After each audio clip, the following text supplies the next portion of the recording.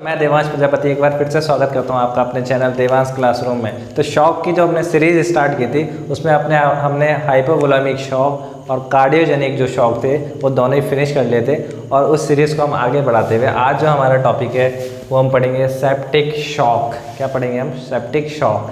Shock को हमने पढ़ा था कि क्लिनिकली क्या है, सिंड्रोम होता है, लाइफ थ्रेटिक सिंड्रोम होता है, जिसमें क्या होती है हमारी बॉडी में सर्कुलेटरी वॉल्यूम क्या हो जाती है, अचानक से क्या हो जाती है, कम हो जाती है, जिसके वजह से सेल है या टिश्यू का जो प्रफ्यूजन होता है वो कम हो जाता है और उस वजह से सेल डेथ और ऑर्गन फेलियर की ओर पेशेंट बढ़ता है।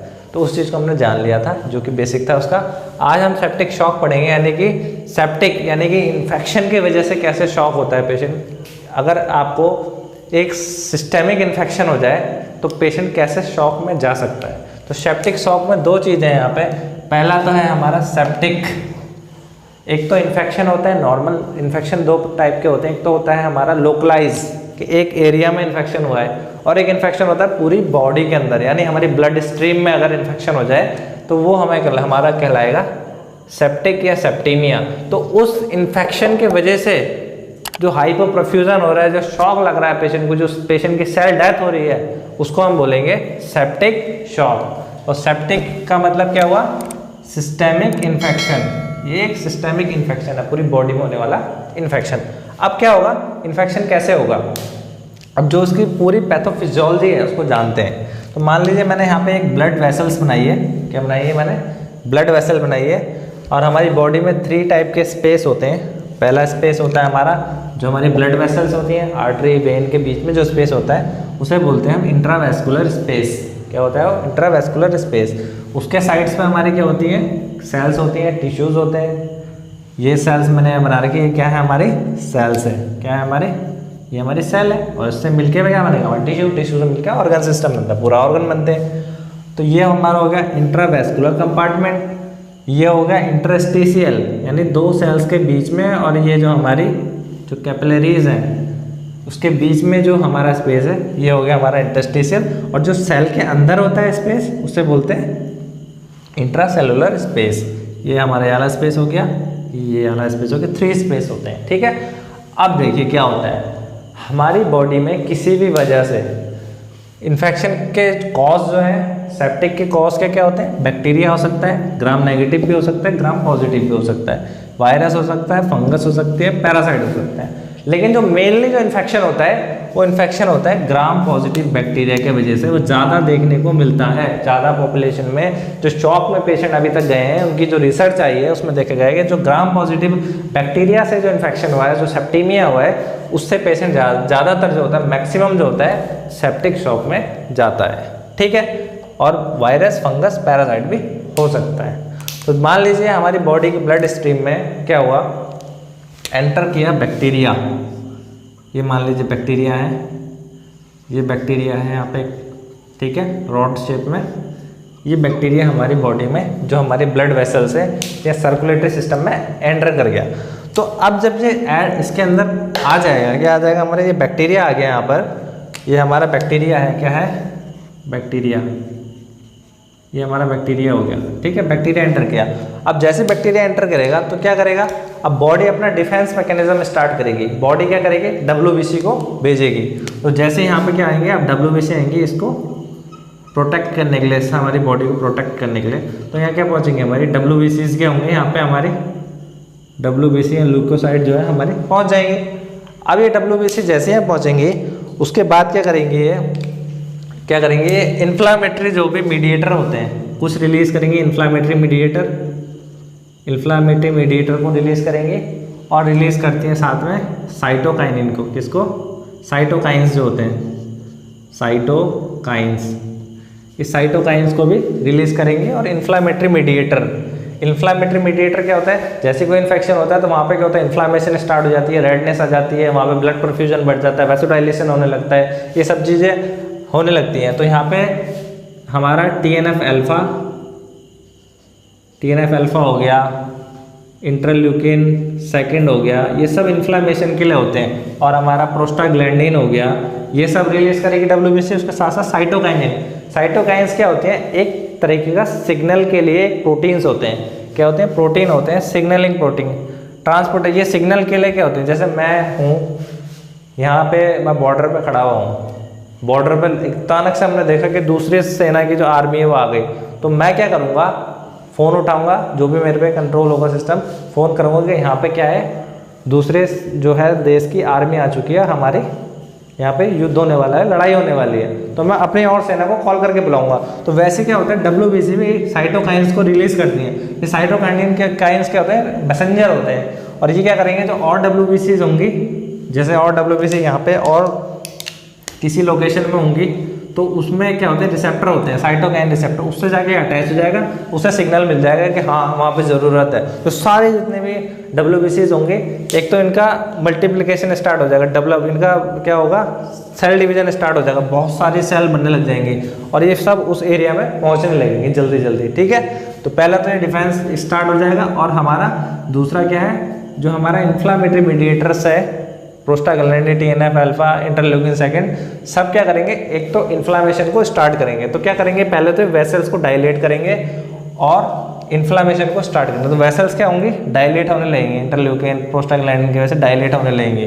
तो क्या होगा, जैसे कि मान लीजिए ये हमारी वॉल है, जैसे अगर मैं इनको डायलेट करूँगा, खींचूंगा, तो क्या होगा, इनके बीच में क्या होगा, एक गैप दिख रहा है आपको, गैप बढ़ने लगेगा। तो उसके वजह से क्या होगा, हमारा जैसे ये डायलेट होंगे तो यहाँ पे क्या होगा, गैप्स बनने लग जाएंगे। क्या होंगे, गैप्स बनने जाएंगे, परमेबिलिटी जो है वो बढ़ जाएगी। क्या होगी, परमेबिलिटी बढ़ जाएगी। लेकिन ध्यान देने वाली बात यह है कि जो मैं यहाँ पे दिखा रहा हूँ, ये जो है हमारी पूरी बॉडी में एक साथ चल रहा होगा। अगर किसी एक एरिया में इन्फेक्शन हुआ है तो ये एक एरिया में होगा, जैसे आपके कहीं चोट लगती है, इन्फेक्शन होता है, वो एरिया सूज जाता है, वहाँ सूजन आ जाती है, स्वेलिंग आ जाती है। लेकिन ये पूरी बॉडी में चल रहा है, हमारी हर जगह ये चीज़ चल रही होगी। तो क्या होगा, जैसे ये परमेबिलिटी बढ़ेगी तो जो यहाँ का जो जितना भी फ्लूइड होगा वो सारा फ्लूइड लीक होने लगेगा। क्या होने लगेगा, लीकेजिंग स्टार्ट हो जाएगी यहाँ पे। तो ये लीक हो जाएगा, और लीक होके क्या हो जाएगा, इंटरस्टिशियल स्पेस में पहुँचने लगेगा सारा। क्या होगा, इंटरस्टिशियल स्पेस में पहुँचने लगेगा। इस सब इंटरस्टिशियल स्पेस में यहाँ पे क्या हो गया, पहुँचने लग गया, लीक होने लग गया, जमा होने लग गया।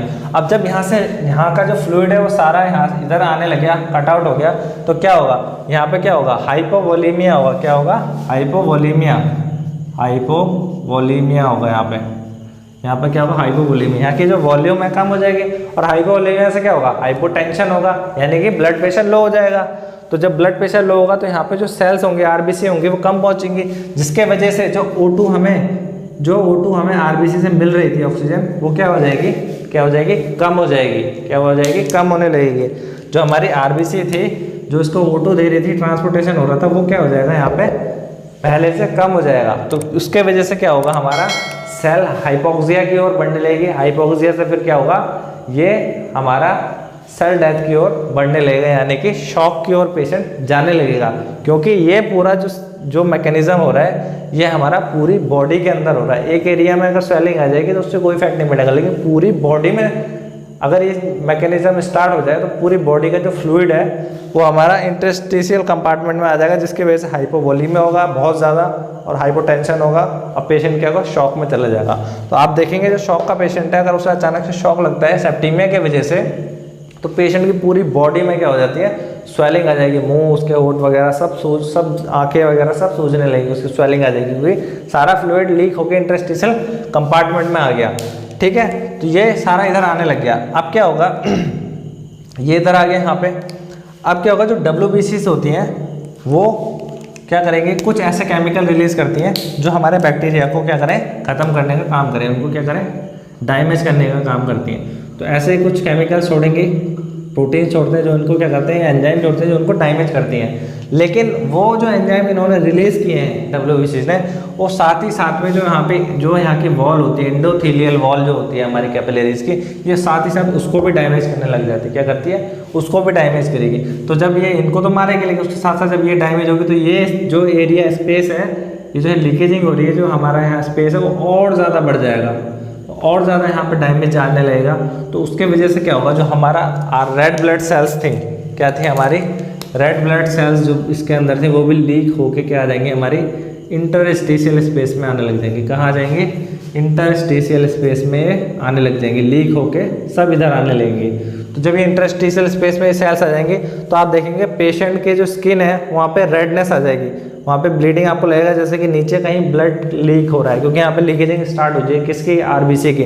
पूरी बॉडी में रेड पैचेस पड़ जाएंगे, ऐसा लगेगा जैसे कि स्किन के नीचे ब्लड लीक होने लग गया उस पेशेंट का। आपको दिखने लगेगा कि अब बहुत ज़्यादा वहाँ पे क्या हो गया है, इन्फ्लामेशन स्टार्ट हो गई, और जो हमारा जो कैपिलरीज है उसका डैमेज जो है बहुत ज़्यादा बढ़ चुका है। तो जैसे ये लीकेजिंग होगी, तो जब ब्लड लीकेजिंग होने लगता है तो क्या होता है, हमारी बॉडी क्या करती है, कंपनसेटरी मैकेनिज्म स्टार्ट करती है, और वो क्या करेगी, वो करेगी प्लेटलेट को क्या करेगी, एग्रीगेट करेंगे। तो प्लेटलेट हमें पता है जो हमारी ब्लड लीकेजिंग हो रही है कहीं भी, ब्लड क्लॉट बनाने का काम करती है, तो प्लेटलेट क्या होंगी, एग्रीगेट हो जाएंगी। तो एकदम से जब प्लेटलेट एग्रीगेट होंगी तो प्लेटलेट क्या करेंगे प्लेटलेट क्या करती है, प्लेटलेट प्लग बनाती है, यानी कि क्लॉट बनाना शुरू करेंगे, ये क्लॉट बनने शुरू हो जाएंगे यहाँ पे, और फिर ये क्लॉट क्या होंगे, यहाँ पे आके अटकेंगे और इसे पूरा ये जो हमारा लीकेजिंग हो रखी है इसे बंद करने का काम करेंगे। क्या करेंगे, बंद करेंगे, क्योंकि ये जो इन्फेक्शन हुआ पूरी बॉडी में है, तो पूरी बॉडी में क्या होगा, पेशेंट के क्लॉट ही क्लॉट घूमने लगेंगे,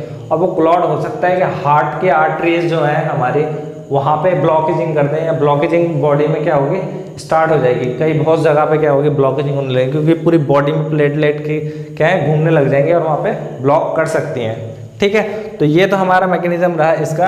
अब देखिए, मान लीजिए हमारा जो लंग्स है वहाँ क्या चल रहा होगा, ये मान लीजिए हमारा लंग मैंने बनाया, ये लंग्स है हमारा, ठीक है, ये मैंने लंग्स बनाया, ये लंग्स की हमारी कैपिलरीज है, ये लंग्स की कैपिलरीज है हमारे। अब क्या होगा, क्योंकि ये पूरी बॉडी में सिस्टम हो रहा है, तो यहाँ पे लीकेजिंग स्टार्ट हो गई, तो यहाँ पे भी क्या होगी, फिर लीकेजिंग स्टार्ट होगी।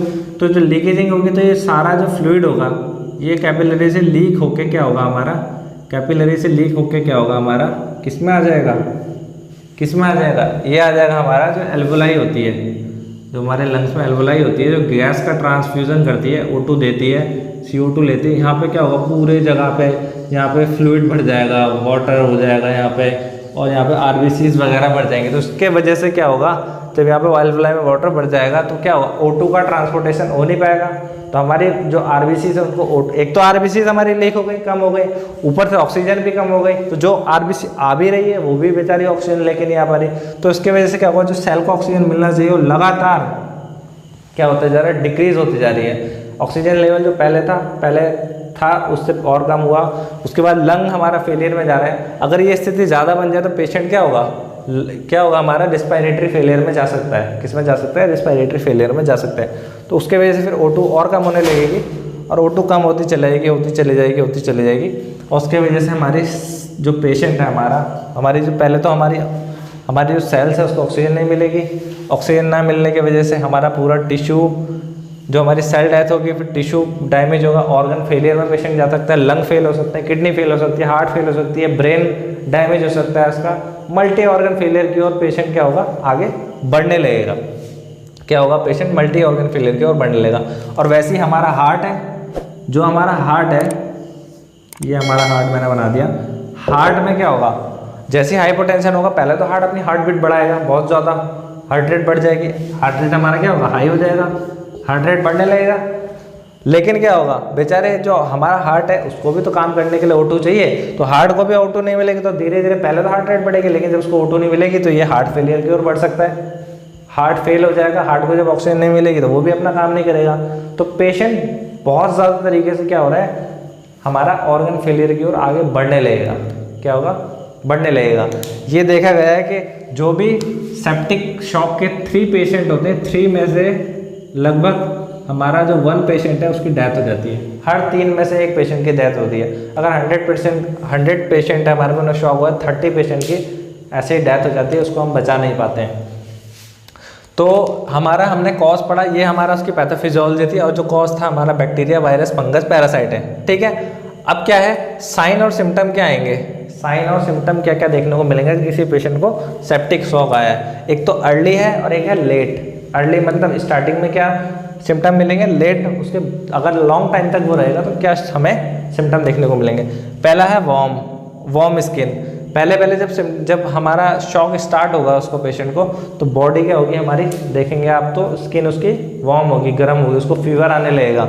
लेकिन अगर कंडीशन लेट हो जाए तो उसकी स्किन क्या हो जाएगी, ठंडी बढ़ जाएगी, क्योंकि ज़्यादा लेट हो जाएगा उसके बाद धीरे धीरे ऑक्सीजन रिक्वायरमेंट कम होती चली जाएगी, तो मेटाबॉलिज्म कम हो जाएगा, तो फिर एनर्जी प्रोडक्शन बंद हो जाएगा, तो उस वजह से बाद में क्या होगा, बॉडी ठंडी पड़ने लग जाएगी, फीवर आएगा उसको। पहले है हमारा रिस्पायरेटरी रेट जो है, पहले क्या होगा हमारा हाई होगा, क्योंकि ऑक्सीजन नहीं मिल रही है सेल्स को, तो बॉडी क्या करेगी, रिस्पायरेटरी रेट को क्या होगी, बढ़ाएगी। लेकिन अगर ज़्यादा इसमें ये कंडीशन बनी रही ज़्यादा देर तक, तो यहाँ पूरे में फ्लूइड बढ़ जाएगा और पेशेंट क्या हो सकता है, बाद में रिस्पायरेटरी फेलियर में जा सकता है।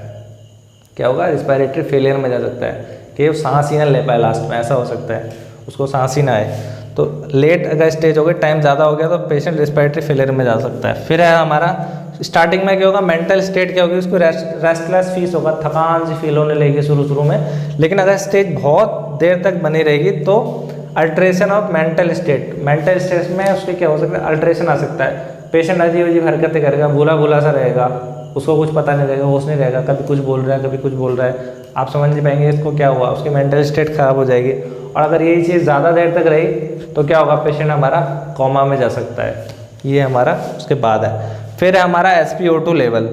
SpO2 लेवल क्या होगा, पहले तो डाउन जाएगा, आपका SpO2 लेवल क्या है, डाउन हो जाएगा। अगर आप उसका पल्स ऑक्सीमीटर से SpO2 यानी कि ब्लड में ऑक्सीजन लेवल देखेंगे तो पहले कम होगा, क्योंकि हमारा यहाँ पे लीकेजिंग हो गई है, ये इधर आ गई, और यहाँ पे जो है ऑक्सीजन सप्लाई नहीं हो पा रहा है, उस वजह से उसका SpO2 कम देखने को मिलेगा। लेकिन अगर लेट स्टेज तक हो जाए, बहुत देर तक ये चीज़ बनी रहेगी, तो क्या होगा, फिर हमारे यहाँ फ्लूइड पूरा भर जाएगा, उसके वजह से जो O2 आ भी रही होगी, जो थोड़ी बहुत O2 आ भी रही होगी, वो भी यहाँ तक क्या होगी, डिफ्यूज़न उसका नहीं होगा, सेल तक नहीं पहुँच पाएगी। तो जब सेल उसका यूटिलाइज नहीं कर पाएगा, तो जो ऑक्सीजन हमारे HB पे, जो हमारे RBC पे ऑक्सीजन होगी भी, वो उन्हीं के पास रहेगी, उसका यूटिलाइजेशन नहीं हो पाएगा। तो आपको SpO2 बाद में हाई देखने को मिलेगा। क्या पता बाद में आपने उसे वेंटिलेटर पर डाल दिया, ऑक्सीजन दे दी, लेकिन ऑक्सीजन जो है प्रॉपर क्या है, हमारी सेल तक पहुँच ही नहीं पा रही है, तो हमारे ब्लड में SpO2 लेवल हाई देखने को मिलेगा। अगर आप इस पोजीशन में कार्डियक मीटर में देखेंगे, कार्डियक मॉनिटर में देखेंगे कि पेशेंट का SpO2 लेवल हाई जा रहा है, यानी उसके ब्लड में ऑक्सीजन लेवल हाई जा रहा है, तो ये समझ जाइए कि पेशेंट की जो सेल्स हैं वो ऑक्सीजन को कैरी नहीं कर पा रही हैं, यानी पेशेंट जो है हमारा सेल डेथ की ओर बढ़ रहा है, और मल्टी ऑर्गन फेलियर में जाके वो डेथ के बहुत ज़्यादा करीब पहुँच चुका है, पेशेंट डेथ उसकी होने वाली है। इससे हम ये पता लगा सकते हैं SpO2 लेवल अगर उसका हाई दिखने लगेगा। अब क्या है, टेस्ट क्या है, पहले तो आप किसी पेशेंट को अगर शॉक आया है, तो पहला तो उसमें यह है कि आपको उसका क्या करना है, जैसे शॉक आया उस पेशेंट को, आपको उसका सर नीचे करना है, इस तरीके से उसको इस पोजीशन में कर देना है, उसका सर नीचे और लेग्स उसके ऊपर कर देने हैं, ताकि क्या है, जो ब्लड है ब्रेन तक पहुंचता रहे, ताकि ब्रेन तक ब्लड पहुंचेगा, ब्रेन डैमेज ना हो पेशेंट का, ब्रेन को कोई भी नुकसान नहीं पहुंचना चाहिए, क्योंकि ब्रेन को नुकसान पहुंच गया एक बार तो फिर दोबारा ठीक नहीं होगा, उसके वजह से और मल्टी ऑर्गन फेलियर में भी जा सकता है। उसके बाद आप सीधा पेशेंट को क्या करिए, हॉस्पिटल ले जाना है डायरेक्ट, हो सके तो पेशेंट को सबसे पहले ICU में ही ले जाइए, इंटेंसिव केयर यूनिट में पेशेंट को ले जाना चाहिए। फिर जैसे इंटेंसिव केयर यूनिट में पेशेंट जाता है, सबसे पहले डॉक्टर्स क्या करें, उसका ब्लड कल्चर करेंगे। ब्लड कल्चर से हमें पता लगेगा पेशेंट को किस टाइप के बैक्टीरिया का इन्फेक्शन हुआ है, फंगस को है, वायरस को है, उस स्पेसिफिक वायरस या बैक्टीरिया का पता लग जाएगा, और उससे हम उसके लिए एंटीबायोटिक डिसाइड कर सकते हैं कि क्या देना है उसको। फिर CBC कराएंगे, CBC से हमें पता लगेगा कि ब्लड स्ट्रीम में कितना हमारा RBC है, या जो लेवल्स हैं, प्लेटलेट का लेवल वगैरह सब पता लग जाएगा। उसके बाद हम पेशेंट का करा सकते हैं ABG, आर्टीरियल ब्लड गैस।